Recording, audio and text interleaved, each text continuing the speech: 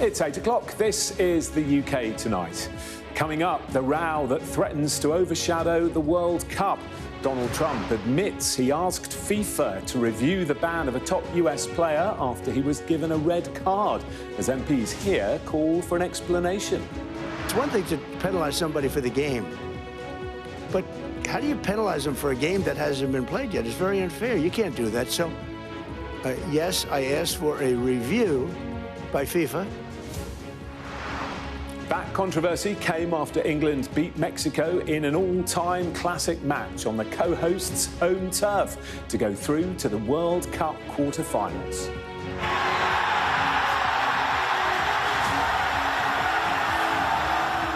Back here, there were wild celebrations across the country as pubs and bars stayed open deep into this morning. Coming up, we'll be discussing whether England can go all the way. Also ahead, the royal battle of the briefings. Buckingham Palace says Prince Harry will not be staying at the royal residence this week, despite his team announcing that he had accepted an invitation from the King to do just that. We'll discuss what's been going on. Plus, Sky agrees a £1.6 billion deal to buy ITV's media and entertainment arm. We'll have the details. And we'll hear from the stars at the world premiere of Christopher Nolan's latest blockbuster, The Odyssey. All that to come and much more on the UK Tonight.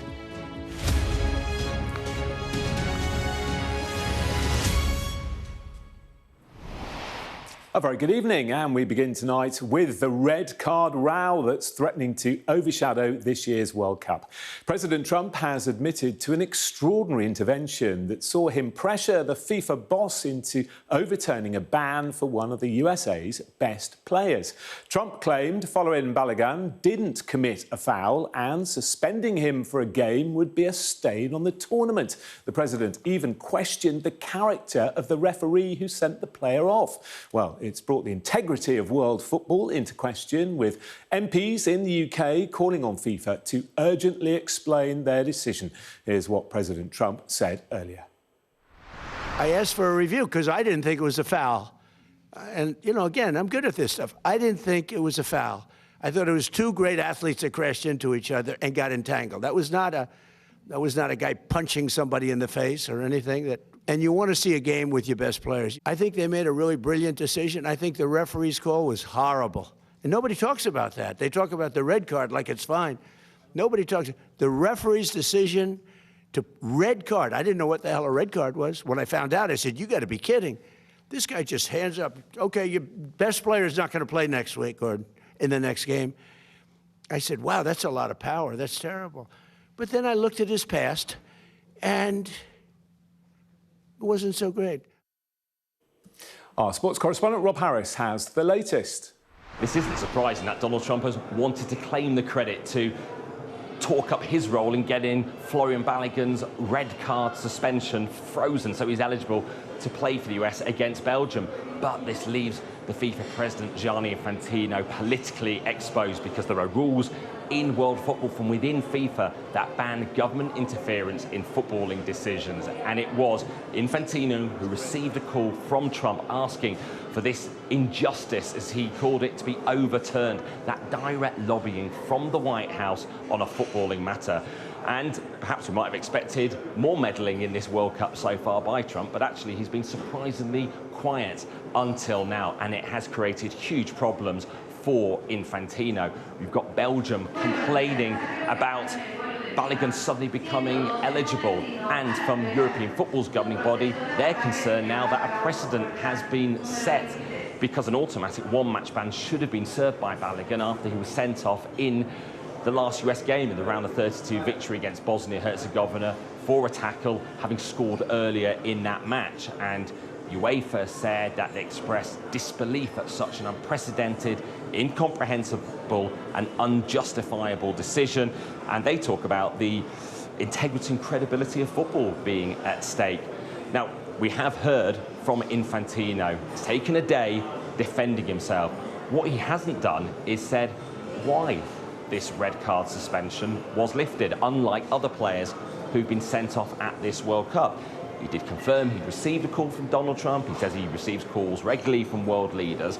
And in the statement, he said this: During our conversation, I explained that there was an ongoing legal process involving FIFA's independent judicial bodies and that the case would be decided in due course by the competent bodies.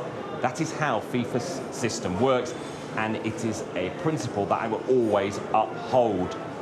Well, we'll see what the consequence of that is. What do other FAs say?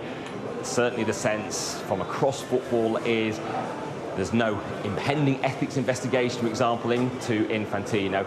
It seems that close alliance between Infantino and Trump has delivered a result the US wanted to get their striker back in the team. The question is, what sort of a precedent has this set? And has Infantino exposed himself so politically that there will be consequences? Rob Harris for us in Mexico City. Well, all of that controversy comes after an historic win for England in Mexico last night. The Three Lions beat the co-hosts 3-2 in a World Cup classic that will be remembered, won't it, for years to come. The match had it all: 5 goals, 2 penalties and a red card. And for those here in England, it all played out in the middle of the night. Sadia Chowdhury has been hearing from some of those who stayed up to watch. It may be being played somewhere else, but World Cup fever is everywhere here. Students at this school broke all the rules last night and stayed up to watch. My mum said no, but obviously I wanted to watch the game, so I stayed up. She didn't know. I did watch the match yesterday, and my mum didn't know, but I don't think she will be mad about it. Did your parents say that was all right? How did they feel about it? I don't think they were very happy about it, miss. I did it secretively, miss. So I didn't think they realised. But yeah, miss, I watched the game secretively. England are through to the quarter-finals after an iffy start to the tournament, perhaps. And then that match last night. It means the country can hope again. And boy, do we know how to hope. Thanks in part to Harry Kane and the team, his former coach currently beaming with pride. Oh, he's been exceptional, hasn't he? I mean, he's missed one chance, I think, I can remember against Ghana. He's not let it worry him. He's come back and scored in every game since. He's just an exceptional footballer. As for fears that some would take the day off work, rail authorities say passenger numbers in London were 26% lower than a typical Monday morning. For those who did make it in, the late night was worth it. So, how much sleep have you had?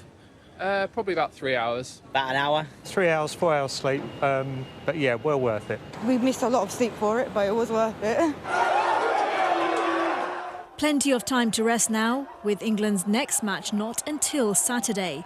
Time also to set the body clock back to normal. We went home to have another hour at home and then came back in, and I was thinking, what's going on? And then I said, about 1:15, quarter to 2, they all just started flooding in again. As I said, I've got 20 tables in here and everyone had someone on it. Every seat, I brought seats from upstairs. People standing at the bar, there was over 100 at least. I've got about 80% of the tables already booked. I'm looking at probably putting something on downstairs as well, but put a projector up, maybe have something down there to get more and more people in. England's quarter-final showdown with Norway in Miami is at the more reasonable hour of 10 p.m. and it comes with a Sunday lie-in to follow. Sadia Chowdhury, Sky News. Well, England superfan Andy Milne joins me now from Mexico City. Andy, great to have you on the programme. Tell us, what was it like to actually be there? Hi, Jonathan. Thanks for having me on. I've lost my voice a little bit, as like Harry Kane. Yeah, it was just unbelievable, right from the get-go. I met up with a couple of friends that I'd met over in Qatar who come from Mexico, 2 big Mexican lads, and they put on a party for us beforehand, and then we walked to the stadium. There's green scarves, Mexican hats, green football shirts on all the way. And then finally the Azteca Stadium comes into view. It's just a goosebump moment. It's every football fan's dream. We were there and the match certainly didn't disappoint, did it? I mean, the atmosphere from start to finish. The Mexicans gave their all to try and silence the England fans, but you know, we sang with heart and belief from start to finish, and that was reflected by the passion on the pitch shown by the players. I mean, they were just magnificent last night, and for so long we were up against it with just 10 men. Those last 11 minutes, Jordan Pickford just performing heroics in there. He just dominated that box, and when the final whistle went, it just erupted. What a night, never to be forgotten. So stressful, wasn't it, that last 10 minutes? And when you walked into that iconic stadium, taking on that team, did you feel the nerves? Yeah, I felt the nerves and I felt the excitement. I had a sort of a quiet belief that we were going to do it. I thought that we were good enough, and we certainly turned out to be good enough. We played really, really well. It's the Azteca. It's hard to describe. It's very, very steep. Although you're seated, you feel like you're just hovering above the pitch. And we were very close to the Mexican fans. They were great, by the way. The Mexicans have been great to us before and after the match the whole time. But the noise from that side of the crowd was absolutely huge. And then to my right, all the England fans, we were gathered together. So the last two matches, I think the atmosphere has been so much better. The England fans have been collected in one area, whereas at the earlier games we were spread in little corners around the ground. But it was just magnificent. Yeah, and afterwards the tequila was flowing, was it? Yeah, I had a few tequilas, had a few beers outside the ground. Just reminiscing about the match, really. It was like Jude Bellingham, 2 goals in barely a minute and a half, and then Harry Kane's penalties. He's just a god, isn't he? He's just superb. And they all played their part. So yeah, late into the night, and as I say, I've lost my voice a little bit, but Harry does it better than me. Yeah, singing Wonderwall, no doubt. And Pickford too, back to his best. Oh, he's magnificent. The man of the match was Jude Bellingham, but my vote would have gone to Jordan Pickford. He made incredible saves during the 90 minutes, but then the last sort of 20-25 minutes of the match, he dominated that box. He came out for everything and won everything. Him and Dan Burn, who came on as well. So the Mexicans were desperate to get shots in, but we limited them to half chances, and finally, we walked away and won it. And I've just been watching the scenes back in Britain. It's great to see. Great to see all the flags up on the streets, people celebrating in the bars, the pubs, the schools, all those youngsters who didn't tell their parents they were going to stay up. It's wonderful for us to watch that, because, of course, we're out here and we don't see it apart from on the TV. Yeah, I wasn't sure how many people would actually go to the pub, but it turns out many people did, and quite a few hangovers in offices up and down the country today. And just finally, give me your thoughts about Norway. What do you think we can expect? Are we going to see more of that incredible performance from England? I think we are. I think we're good, and I think we're getting better. We're looking forward to doing the Norway row right back in their face at the end of the match. Excellent. All right. Well, we'll get you back on after they win. Andy, thank you very much. Thanks for having me on. And we're joined now by the host of The Guardian's Football Weekly podcast, Max Rushton. Max, great to see you. What are your reflections then from last night's game? Hey, Jonathan. Yeah, lovely to be on. It was one of those games where there were so many games within that game, and I was just so exhausted by the end. And I don't know what... I'm in Los Angeles at the moment, right? We're doing daily podcasts. I can't imagine what that was like at 5-4. Or whenever he made those substitutions in the 71st minute, and you were like, are we really going to defend for this long? And just as every cross, and as Andy just said, Pickford punching everything out. Dan Burn headed a ball from his own penalty box into the opposition half. And then a bit later, I think Raul Jimenez tried an overhead kick, and Dan Burn, it ricocheted off his head and it sort of went into orbit. And there were so many moments in this game that you could pick out. And we're all guilty of recency bias. I know that. And so it's so hard when it's so soon after the event to go, how great a moment is this in English football? How big a game is this? In sort of World Cup history, we've probably seen 2 amazing games, this one and the Argentina-Cape Verde game, but it was amazing. And when the board went up for 11 minutes, and you knew it was going to be a long time, you were at 11, and actually Mexico didn't do much in that last half hour. But, I don't speak for every England fan, but it was totally exhausting, and I'm so thrilled for all of those players and the fans that were there and the people in the middle of the night. It's one of those games where you wake up and then you consume every bit of content you can, from the game itself to, you know, the Instagram reels of people in pubs watching Pointless on silent and just cheering as it went down to naught, to videos of people just asleep through all of it. We must have lost a few people last night to just, they thought they could stay awake for all of it. But it was sensational. And it's so great to still be in the tournament, right? Because then you have another week of dreaming. And we know, history tells us, we probably won't win the World Cup, but at least we have another week to think we might. Come on. I'm not saying it, Jonathan. I'm not saying it. It was a huge test for England, though, wasn't it? You know, that iconic stadium, the altitude, problems with the weather and the delay at the start. What do you think gave England the confidence to do what they did? Oh, that's a really good question. I don't know. I think what was interesting was that because our expectations over this week, perhaps because England haven't been brilliant this tournament yet, and because we know what Mexico's record is like at the Azteca, that there weren't many people saying, look, player for player, we're better than Mexico. We really went into this game thinking this is going to be incredibly hard. So for that first half hour or so, when Mexico totally dominated and we didn't have the ball, I don't think anyone in the stadium, obviously it was mostly Mexico fans, but I don't, normally when that is happening and England are suffering or they're just kicking the ball between the centre-backs, there's a frustration that builds going, we should be beating this lot. But I think everyone was like, just pretty happy that we were still in the game, given how Mexico have started all their other matches. And then obviously you have this amazing 98 seconds from Jude Bellingham. And like those scenes in, and I'm not a box park guy, Jonathan, I'll be honest, it's not where I would choose to watch a game, but those scenes where they celebrate the first goal, and when they're just calming down, you just see it go again. I mean, it must have been unbelievable to be, you know, in one of those sort of fan parks to see that moment. And I think there are just moments in that game that were crucial for England. One is Bellingham clearing that ball just before half-time, so we went in ahead. One is so soon after the red card getting that penalty, which was brilliant opportunism from Anthony Gordon, who was absolutely brilliant in this game, to get that 3-1 lead.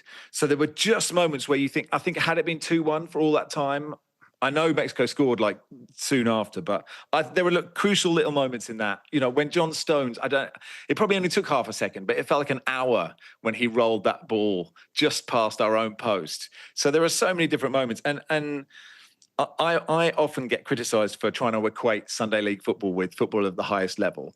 And obviously it's ridiculous to do that. But anyone who has played a game where you have been up against it and you're in the dressing room afterwards will know, you know, they're just a bunch of blokes. They just happen to be much better than the rest of us at football. The feeling that will give them to be in that dressing room after that battle. I thought Mexico were brilliant in this game too. You know, I think they gave absolutely everything. Will be unbelievable. And you're right. And it's the camaraderie as well. It's a team that really does seem to be fond of each other and they've bonded brilliantly. Just a quick thought about Norway then at the weekend. What's going to happen, Max? Look, I think if you're an England fan and you say, look, we'll be in a quarter-final against Norway, you would take it. But Norway are really good. They beat Brazil, and OK, their keeper had a great game, but I thought they were comfortable against Brazil. This man here is really good at football. It's not amazing insights, but his 2 goals, especially the second goal, was just like, I'm better than you. So I think it will be really difficult. You know, I don't want to trot out cliches, although I may have trotted out a million already, but there aren't easy games when you get to the quarterfinal of the World Cup. And Norway are a really good side, and it isn't just Odegaard and Haaland. You saw, like, Berger's been playing really well for them. Noosa is really good down the left, and, you know, England have an issue at right back. So I don't go into any game with confidence. I go into every game with painful, agonising hope. And at some point, history tells us the hope will kill me. But until then, you never know. You never know. We could easily beat Norway. They could easily beat us. Yeah, and over on this side of the Atlantic, it's a similar feeling, I think. And just finally, you're in LA, as you mentioned. What do you make of this red card fiasco and the president? The question is, do I get deported if I say what I really think? Or could you just put up who gets sued? Do The Guardian get sued, or does Sky get sued if I say what I think? Could you just put a picture of Jimmy Hill stroking his chin? Maybe that'd be useful. Look, I think it stinks. I think it's, you know, there's meant to be no political interference. Gianni says there hasn't been. Donald Trump said there has been.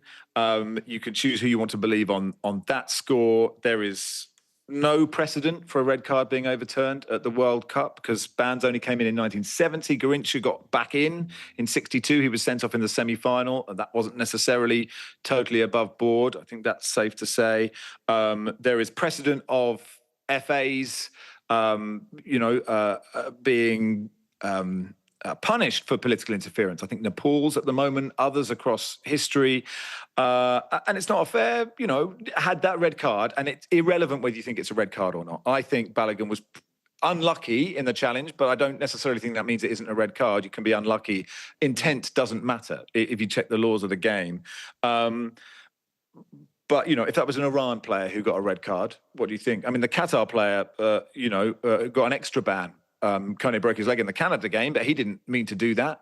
I think it is pretty disgraceful.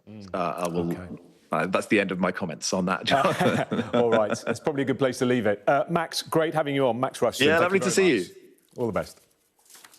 Do stay with us on the UK tonight. A royal debacle as Buckingham Palace denies claims from Prince Harry that he is staying there this week.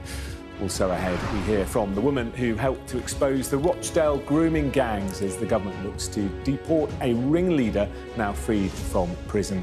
And a major media shake-up as Sky agrees to buy ITV's broadcasting operation. Don't go away.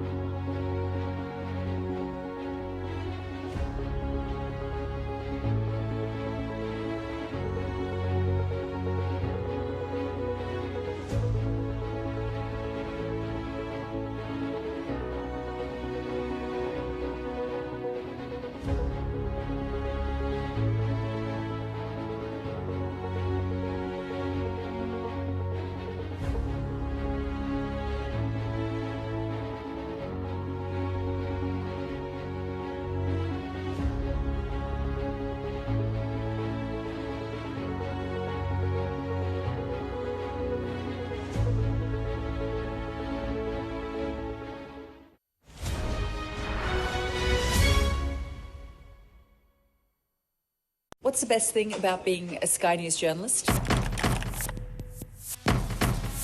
Who's funnier? Being a Sky News journalist. A special edition of The World with me, Yalda Hakim. Pakistan has the right to respond. You're like, what? A historic day here today. Congratulations, this is a huge moment. But what happens now? Buckingham Palace says Prince Harry will not stay at the royal residence during his visit to London this week, despite the Duke's team announcing this morning that he had accepted an offer to do so. Palace sources say Harry didn't respond to their offer in time and the appropriate staffing provision is no longer available. Our royal correspondent Laura Bundock reports. The King is trying to carry on this week, but the hard hat may well be needed as Prince Harry arrives for his first official visit in months, landing in the UK to a battle of the briefings between Buckingham Palace and Team Sussex. According to his people, Harry formally accepted an invite to stay at the palace over the weekend. But sources at the palace say the Duke of Sussex accepted too late, and that as late as Saturday morning, the Duke had declined the offer because the accommodation apparently wasn't suitable, before then changing his mind, at which point it was too late to sort out staff and hospitality. Another problem was the upcoming judgment in Harry's privacy case against the publishers of the Daily Mail. It's due on Tuesday, and there were worries it could compromise the King and his constitutional role. Harry's team hit back. Buckingham Palace has, however, been aware of that judgment since last Thursday. It's therefore unclear why, having formally accepted the accommodation offer, it has now been withdrawn at the last moment. We still don't know if Meghan and the kids could come over later in the week. Security has long been a sensitive sticking point for the Sussexes. There are 52 bedrooms inside Buckingham Palace, but they can't accommodate Harry this week. So did he miss the deadline to RSVP? Well, that is a tricky one, and the answer is it's a tale of two teams. Harry's team saying they're disappointed and he's now staying in private accommodation. The Palace saying something a bit different, but pointing out the offer is still there for future visits. But this has caused chaos at the start of a long-awaited trip, supposedly all about celebrating a year to go until the Invictus Games. But once again, the focus is on the breakdown in family communications. So brace yourself, there could be more to come. Laura Bundock, Sky News. Well, we're joined now by Royal Editor at Hello Magazine, Emily Nash. Good to see you this evening, Emily. What's your take on what's going on? Well, it's all a bit of a mess, isn't it, Jonathan? I mean, as Laura said there, brace yourselves. I feel like most journalists covering this week are feeling the need to brace themselves because there's no way of knowing what's going to happen next. This was not the start to the visit anyone was anticipating. It's caused, no end of rumour before Harry even touched down today in the UK. And it really suggests that there's a long way to go from both sides before they can have any proper reconciliation. Yeah, I mean, do you see this as miscommunication, or do you see it as one or maybe both sides throwing their toys out of the pram? Well, look, it depends who you ask, obviously, but Harry had been extended this offer of accommodation by the King several weeks ago, we understand. He argues that he couldn't accept it until he'd made alternative security arrangements. The truth, I suspect, lies somewhere in between. There is the added complexity of the court ruling that's due tomorrow. There is a scenario whereby if Harry were to make a big public statement afterwards, depending on the outcome of that ruling, that it would look very difficult for the King were he to then return to Buckingham Palace. And it was Tuesday evening that he had asked to stay at what is now known as Monarchy HQ. I guess people watching this and listening to it will be thinking, it doesn't take that long to make up a bed and sort out arrangements to have Harry come and stay. It feels like there is something else going on, doesn't it? Well, look, you also have to remember the palace is effectively a building site at the moment. They're into the last year now of the massive 10-year resurfacing project. I know certainly when I go there for an event, there always seems to be scaffolding everywhere. There are lots of bedrooms, as Laura pointed out, but they do need to make sure they have staff in place, people to cater for him. People aren't living at the palace at the moment, so they would need to make arrangements. But I think, for most of us, you can call up your father or mother, hopefully, and say, look, I'm coming to stay, and there's no great drama.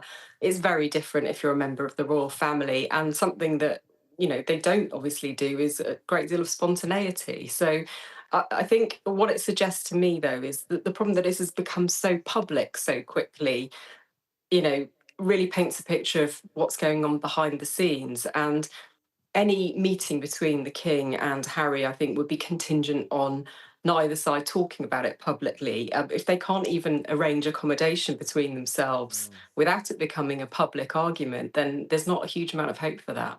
No, and I suppose the ongoing drama and soap opera does overshadow the reason that Harry is coming, or certainly one of the main reasons, and that's to discuss the Invictus Games. He wants us all to be thinking and looking forward to that. Absolutely. And, unfortunately, the prism through which all of this trip's going to be viewed now will be this tension between him and the palace. And I think that unfortunately is going to overshadow the rest of the week. We can hope that once the court ruling is out of the way, that he will be able to spotlight the work of the Invictus Games and other UK charities that he's planning to spend time with. But unfortunately, whenever he comes back to the UK, the same backstory seems to emerge. Yeah, and just very briefly, Meghan and the children definitely not going to come even for later on in the trip. We're not being told that yet. I've not had that confirmed to me. They're not coming to London, and I gather that's because there's a more specific threat in the capital. They are less able to move around discreetly, but they haven't ruled out joining him later in the week elsewhere in the UK. OK, so that could be something for a bit later in coming days. Emily Nash, Royal Editor, Hello Magazine. Thank you so much. Thank you.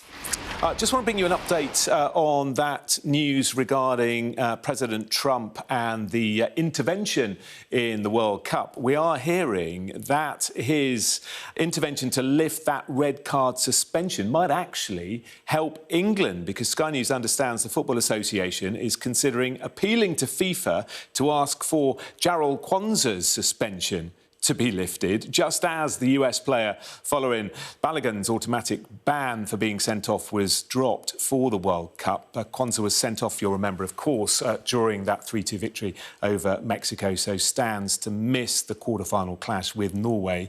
But the FA is figuring out the prospect of seeking FIFA's approval to have the defender available. We shall see how that plays out. Stay with us on the UK tonight as the government looks to deport the leader of the Rochdale grooming gang. We'll hear from a former police officer who helped expose his crimes.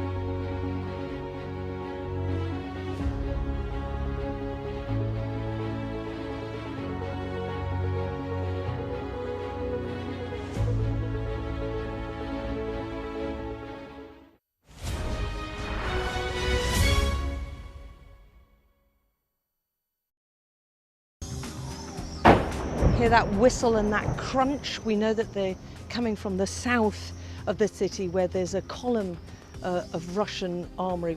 I'm Alex Crawford and I'm Sky's special correspondent based in Istanbul. Look at that sheet of flames, and that has happened within minutes, and now it's coming from both sides and it's moving this way.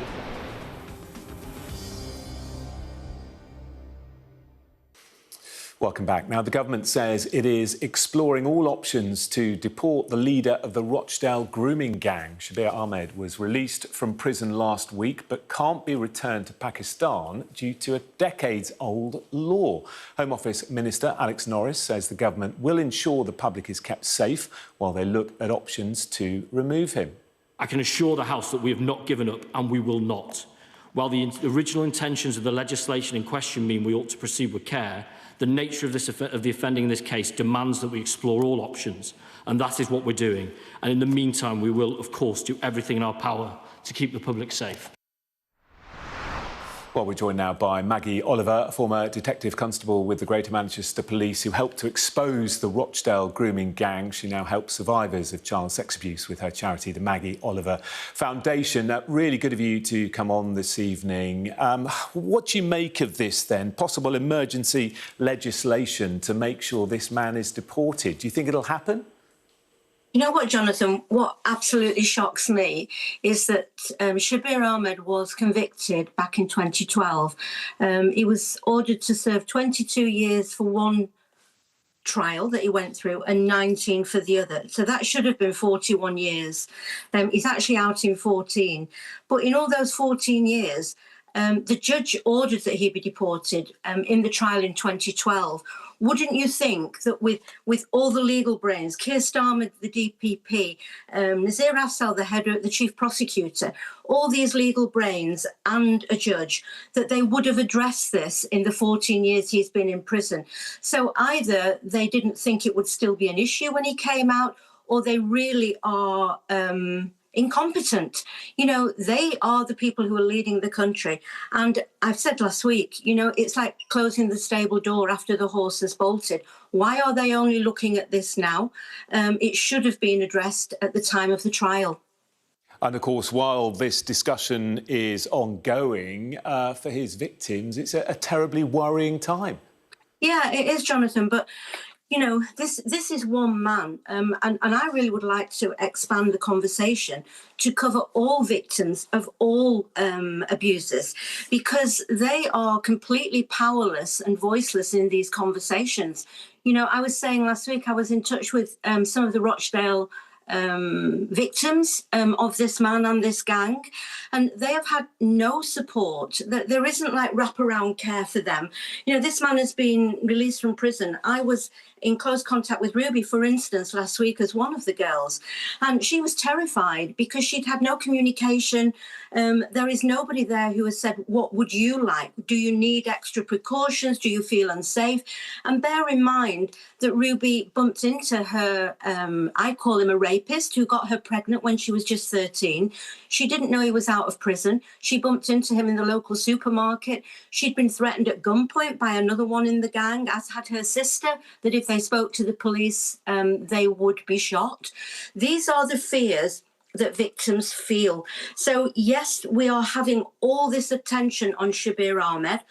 Personally, I would have made him serve 41 years in prison. I would build a big prison on the top of Dartmoor and I would lock them in and throw away the key. So for me, this is a little bit of a distraction from the bigger issues that affect victims and survivors throughout the country who feel frightened, they feel voiceless, they feel forgotten. Once again, we've got a government talking about, you know, resolutions or solutions now. When last night, for instance, all the... You think, what is the solution? Is it more resources for victims? Is it a better system, less bureaucracy? You tell me. All of that, actually. We need somebody who is going to look after the welfare of victims after a trial. As it is now, a victim is a commodity, actually. They're useful at the beginning of a prosecution and they're useful in the trial.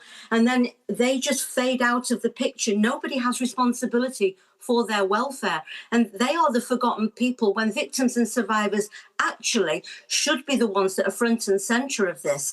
They really are, as I say, a commodity. And we do, Jonathan, we do need more investment in our whole criminal justice system. You know, we're talking about releasing serious sexual offenders and abusers now, a third into their sentence. You know, in America, if somebody is convicted to serve 41 years, they'll serve 41 years. So why are we always playing games? Yesterday, we had all the pubs open, you know, emergency legislation to allow the pubs to stay open. Why is it that on these serious cases, we can't have similar action and similar commitment and prioritising what victims and survivors really demand, which is a system that works? Yeah, of course. And you mentioned Ruby there, and you've worked so hard with her over the years. Is it right that she has now got extra security? What does that entail? You've been pushing for it. Yeah, I mean, fortunately, in Ruby's case, I have contact details within Greater Manchester Police, and I went straight to an Assistant Chief Constable who took it very seriously. And now she's got, you know, an emergency, an urgent response marker. She's got an app on her phone. And actually today, I have just been contacted by somebody who heard me speaking, a CCTV company who are willing to donate or fit a whole CCTV system around her house. But, you know, the safety of victims of these horrific gangs should not be left to somebody like me or a member of the public. There should be a department that has responsibility for these victims and these girls who were children. It really is hit and miss and potluck, and I don't think that's good enough. There are victims and survivors throughout the country who fear the release of their abusers. So this case, actually, the Rochdale case, because of the drama, 3 girls that, you know, they allowed to be told, the Rochdale girls that I worked on for 4 years, that keeps on giving. It shows where the gaps in the system are. You know, this man is not going to be deported. We had others who were supposed to be deported who argued under their human rights they couldn't be. We've had, you know, somebody who got a child of 13 pregnant out of prison in less than 4 years because he wasn't charged with serious offences. There are so many failures within our criminal justice system that won't be mended by empty words and promises in the House of Commons. It needs investment, it needs commitment, it needs a fully joined up system, Jonathan, where, you know, the police talk to the CPS, talk to the victim contact scheme, talk to the prisons, so that we actually do get some form of protection for children that find themselves, you know, after the trial completely forgotten about. Yeah, it does sound from what you're saying that there are solutions available. It's just getting it to the people that need it in a sensible way. Maggie, we're out of time, but we really appreciate you coming on as always. Maggie Oliver, thank you. Pleasure, thank you.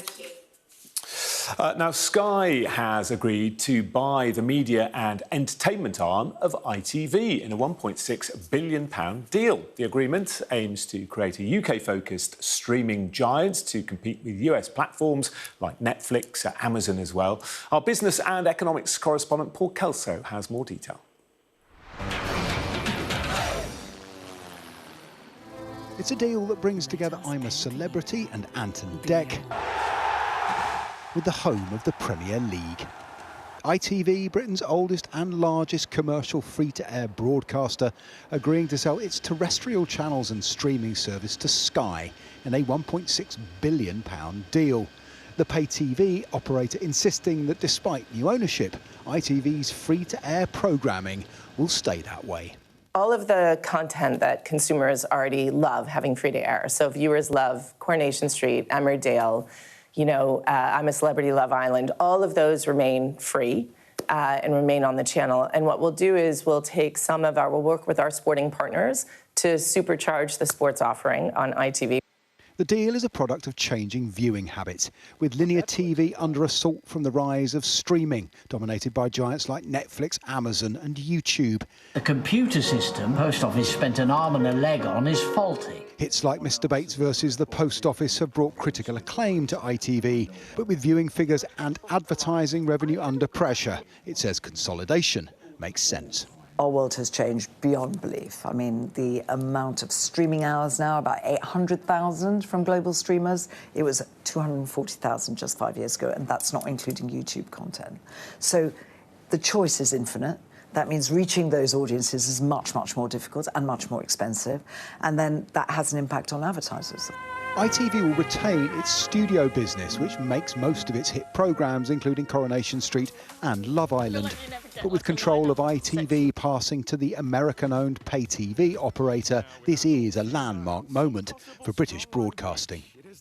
ITV has been a central plank of British cultural life for more than 70 years, since it was established as a commercial free-to-air alternative to the BBC. 35 years later, Sky was set up as a satellite pay-TV competitor to both. But today, with viewing habits transformed, both companies find themselves dwarfed by US streaming giants and have concluded this takeover gives them the best chance of competing in the digital age. The deal is subject to regulatory approval, with Culture Secretary Lisa Nandy expected to ask competition authorities to examine the impact on advertisers and media regulator Ofcom to consider the impact on news provision. We'll still bring you the day's biggest stories. Sky says its Sky News service and ITV News, with its extensive regional services, will retain editorial independence. It could take a year to close a deal that reflects the transformation in what we used to call telly and the reality of TV in the 21st century. Paul Kelso, Sky News.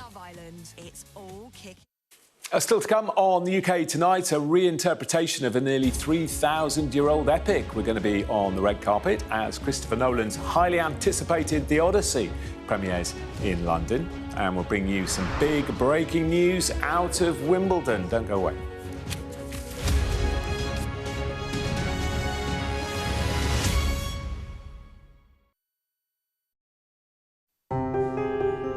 I'm James Matthews and I'm Sky's US correspondent, based here in Washington, D.C. James Matthews from Sky News. Can I ask, why was Ghislaine Maxwell invited to your daughter Chelsea Clinton's wedding in 2010? Maria, did you offer to President Trump your Nobel Peace Prize? I presented the President of the United States the medal. Free, wherever you get your news. Bang, bang. You can hear it hitting the windows. Our houses are okay. As bad as all of this is, it could have been much worse. Today, this land they call sacred is at the heart of America's electric car revolution. Commute to sacred ground. David Cameron says that you should vote through funding for Ukraine. What do you say to that? I really don't care what David Cameron has to say. Did you stay at the apartment of Jeffrey Epstein? I'm not answering any questions about him. I've covered some of the biggest stories in the world. Mr. Patel, did you endanger public safety when you said the killer was in custody? Mr. Hexton, does your past behaviour make you unfit to serve? Escort coming out! San Quentin houses America's largest death row. They rarely allow cameras onto the condemned block. James Matthews, Sky News. It's one step closer to getting out, to getting off death row. Sky News. Get the full story first. Mr. Trump, James Matthews from Sky News. Hey, James. Mr. Musk, has your ignorance and ego cost Ukrainian lives? Vladimir Putin calls you outstanding. What do you call him, sir? James Matthews from Sky News, Mr. Mamdani. I have to be honest, when you said you were from Sky News, I just got very excited. Could you repeat the question one more time? I bet right now you often find yourself asking why. Why was a certain decision taken? Why did something happen? Why did they say or do that? I'm Neil Patterson, and it's my job as a journalist to find out why. Just explain why. It's a difficult one. Well, I mean, it's massive. It's a very, very severe situation. So if you want to make sense of this complicated world, Sky News' new podcast, This Is Why, is your daily fix. One story every day, and we can find out why together. Listen and follow wherever you get your podcasts. So, some big breaking news from Wimbledon now. British wildcard Arthur Ferry has stunned Grigor Dimitrov in a 5-set epic to make it to the quarter-finals for the very first time. Our sports presenter, Jackie Beltrao, is there at Wimbledon. This is all very exciting, Jackie. It is very, very exciting, especially if you're from Wimbledon and you've known Arthur a very long time, as I have. We're all so proud of him, of what he's done. 5 sets. It was nip and tuck, nail-biting all the way. And in fact, he had to come back from 2 sets to 1 down. And he looked down and out in the 4th set. He was a breakdown, then he got it back. Then he was a breakdown again. Then he got it back. And then he somehow managed to wrestle that set off Grigor Dimitrov, who is 35 and hugely experienced, a big star on the circuit for many, many years. You would have thought he was absolutely going to come out on top on this, because Arthur Ferry has never played on centre court before. This was his first time, but it was almost, you know, to the manner born. He looked so chilled out, and the tougher the stakes, the higher the stakes, the better he played. So it went to a final set shootout. It went to 6-all, which meant a championship tie-break, first to 10 points. And it was Grigor Dimitrov, the more experienced, older star, who blinked first. Arthur Ferry played some incredible tennis at that point, winning it 10-7. So he goes through. He is the first wild card to reach this point of Wimbledon. So already a historic run. I don't think his parents can believe it. I don't think he will quite believe it. But that is what all the good players do. When it gets really tough, they bring out their best tennis. What is extraordinary is that no one really knows who he is, and he managed to do that on the biggest stage. And if you're thinking, you know, he's 23, why haven't we heard of him? Has he just suddenly done this?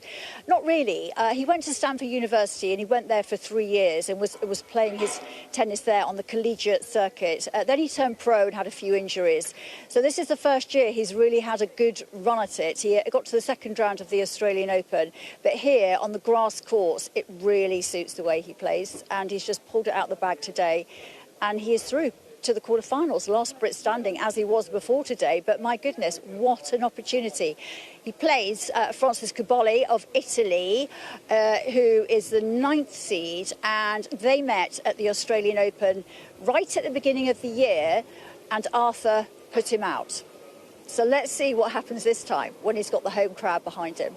Yeah, let's see. Good stuff. Jackie, thank you very much. David is here with the sport and more on that excitement from Wimbledon.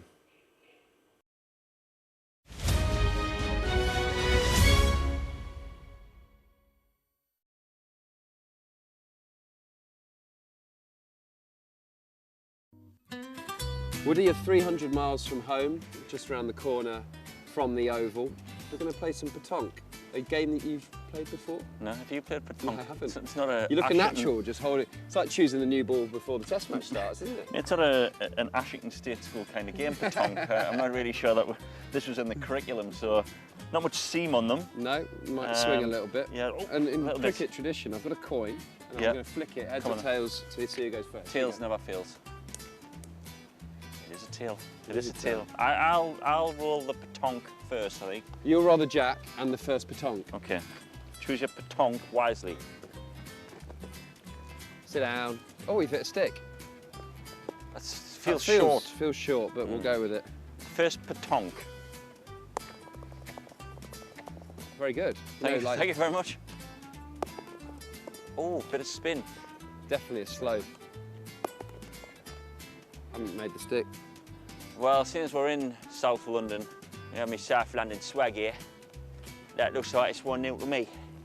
I'm worried about the cars here. Oh no, it's on the road. Yeah, it's on the road. Yeah, it's on the road. That's lovely. It's going to come back down. And held by the stick. That can't be in the rules. Yeah, you got to use elements. Come on. Oh, this is. I'm on it here. Look at this. That is wonderful. I'm on it. I've been playing the wrong sport. No, I'm playing cricket. I'm clearly a petanquer. You could have been a professional petanquer. And my foot looked beautifully behind the line. Do you think? I think that might be a no ball. How's that? It's behind the line. Oh, you're not getting us on a technicality because that's 2-0 South London. 2-0. I'm going to attack it just inside that leaf there. That's perfect. Absolutely spot on. Sit. Sit. Yeah, you've got that one. 2-1. 2-1. Stop. I just like the fact that this needs a little... Yes. What's happened there? Someone's kicked the that. old backspin. Someone's kicked that. No, backspin. I just turned around to get my ball. Oh, that's disgusting behaviour. 2-2. 2-2, series on the line, 5-match series. That's perfect, isn't it? Oh my God! I can't even get to not get that out of the way. I just lulled you in for 2 rounds, give you some hope, and then bang! Poor, that's poor.